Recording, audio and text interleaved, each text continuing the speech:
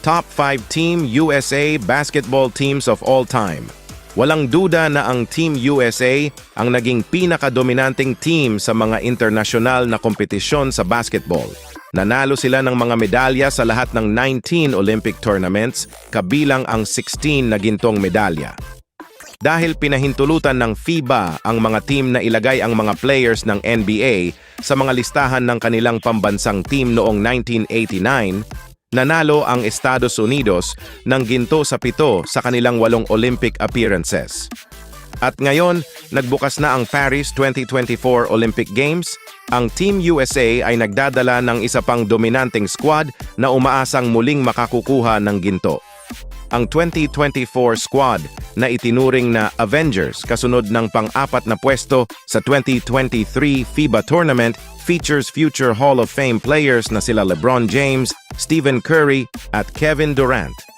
Bagamat marami ang nagkumpara ng 2024 roster sa 1992 Dream Teams, mayroong maraming magagandang roster na pinagsama-sama ng Team USA sa mga nakaraang taon.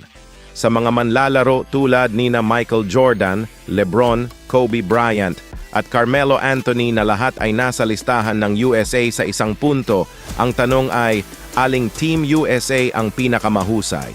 Narito ang nangungunang 5 team ng basketball sa USA basketball teams of all time.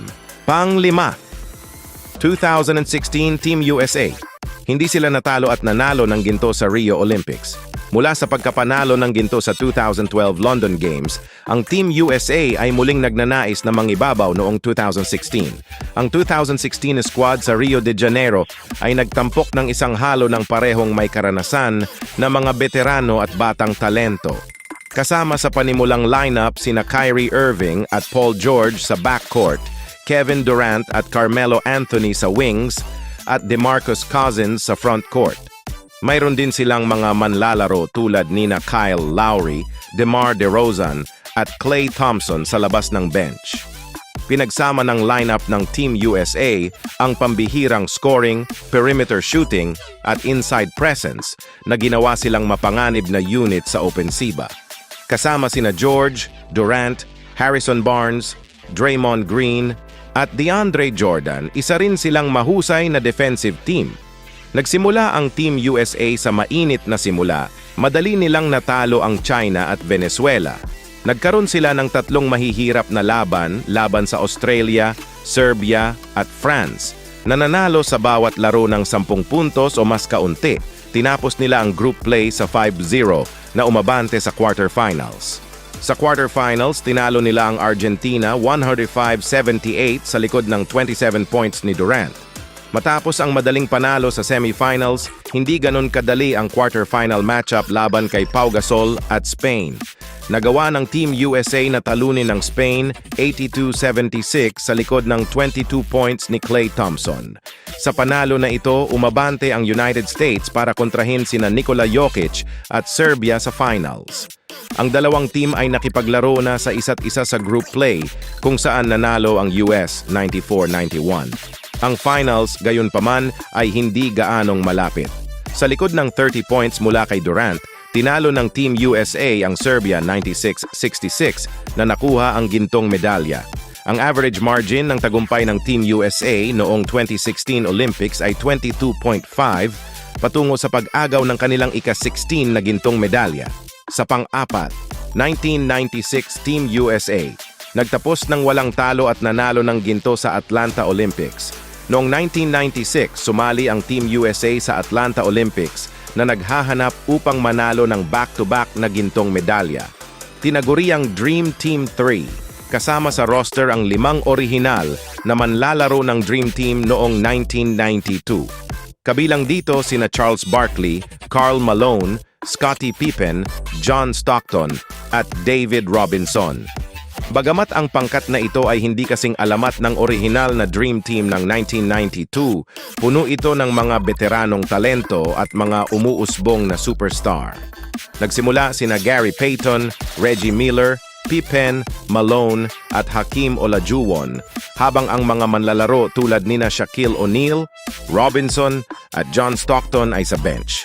Nangibabaw ang Team USA sa pamamagitan ng group play. Nagtapos ng 5-0 at nanalo sa bawat laro ng 20 o higit pang puntos. Nagpatuloy iyon sa quarterfinals kung saan tinalo nila ang Brazil ng 23 points sa likod ng 14 ni Penny Hardaway. Sa semifinals, dinomina nila ang Australia 101-73 sa likod ng 24 points mula kay Barkley. Nag-set up iyon ng match-up sa pagitan ng United States at Yugoslavia sa finals. Dinomina ng US ang Yugoslavia 95-69 sa finals sa likod ng 28 points ni Robinson. Ito ang ikalawang sunod na gintong medalya ng Team USA at napanalunan nila ito sa dominating fashion. Ang kanilang average margin ng tagumpay ay 31.8 points, patungo sa kanilang ika-11 gintong medalya. Pangatlo, 2012 Team USA nagtapos ng walang talo at nanalo ng ginto sa London Olympics. Sumali ulit ang Team USA sa 2012 London Olympics na nagmula sa isang gold medal win noong 2008. Ang 2012 team ay may isa pang star-studded roster na naghahanap upang manalo ng back-to-back na gintong medalya. Ang panimulang lineup ng Team USA ay binubuo nina Chris Paul, Kobe Bryant, LeBron, Durant, at Tyson Chandler. Ang lineup na ito ay isang perpektong kombinasyon ng playmaking at scoring habang nagdaragdag din ng malaking defensive presence. Kasama sa mga manlalaro sa labas ng bench, sina Carmelo Anthony, James Harden, at Russell Westbrook. Dinomina ng Team USA ang kanilang paglalaro sa grupo. Tinalo ang bawat team ng 27 o higit pang puntos maliban sa Lithuania na tinalo nila ng 5 kalamangan lang. Nagpatuloy ang kanilang dominasyon sa knockout round, tinalo sila Patty Mills at ang Australia 119-86 sa likod ng 20 points ni Kobe. Sumunod ay sina Manu Ginobili at ang Team Argentina na kanilang nalampasan ang 109-83 sa likod ng 19 points mula kay Durant. Na-set up ang kanilang ikalawang sunod na finals matchup kasama sina Pau Gasol at Spain. Sa finals, mainit ang simula ng Team USA, nanguna sa 35-27 pagkatapos ng unang quarter.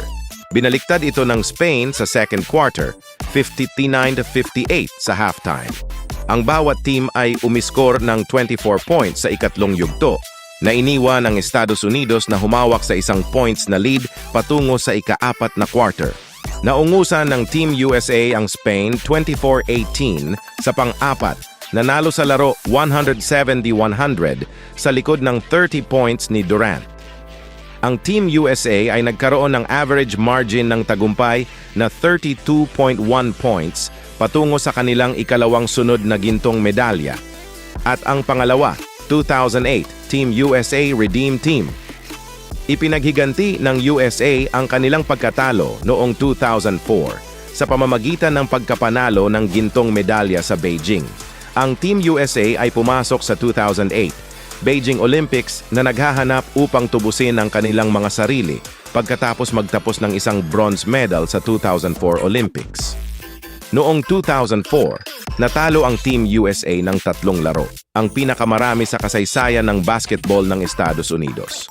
Kabilang dito ang pagkatalo sa semifinals. Sa 2004 sa nakaraan, ang 2008 team ay binuo upang ipaghiganti ang kanilang pagkatalo at bawiin ang gintong medalya. Ang team ng 2008 ay ganap na puno ng perpektong hinalo ng mga veterano at umuusbong na mga star players na ginagawa silang isa sa mga pinakamahuhusay na squad sa kasaysayan ng USA basketball. Sa pangunguna ng panimulang lineup ni na Chris Paul, Kobe, LeBron, Melo at Dwight Howard at isang bench na binubuo ni na Jason Kidd, Wade at Deron Williams, ang Team USA ay nakatutok sa isa pang gintong medalya. Nang ibabaw ang United States sa kanilang group play, nagtapos ng 5-0 at nanalo sa bawat laro ng 21 o higit pang puntos. Sa quarterfinals, dinomina ng Team USA ang Australia 116-85 sa likod ng 25 points ni Kobe. Sa semifinals, hinarap ng United States sina Ginobili at Argentina sa ikalawang sunod na season. Nanaig ang United States laban sa Spain sa score na 118-107. Sa pagkapanalo nila, ginawa ng Redeem Team ang kanilang trabaho at ibinalik ang Estados Unidos sa tuktok ng mundo ng basketball. Ang Team USA ay may average margin ng tagumpay na 27.9 puntos patungo sa kanilang ika-13 gintong medalya. At ito ang pinakauna, 1992 Team USA Dream Team. Ang pinaka-loaded na team ng Estados Unidos ay nangibabaw sa kanilang daan patungo sa gintong medalya sa Barcelona. Walang alinlangan na ang 1992 team ay ang pinakamahusay na Team USA na pinagsama-sama.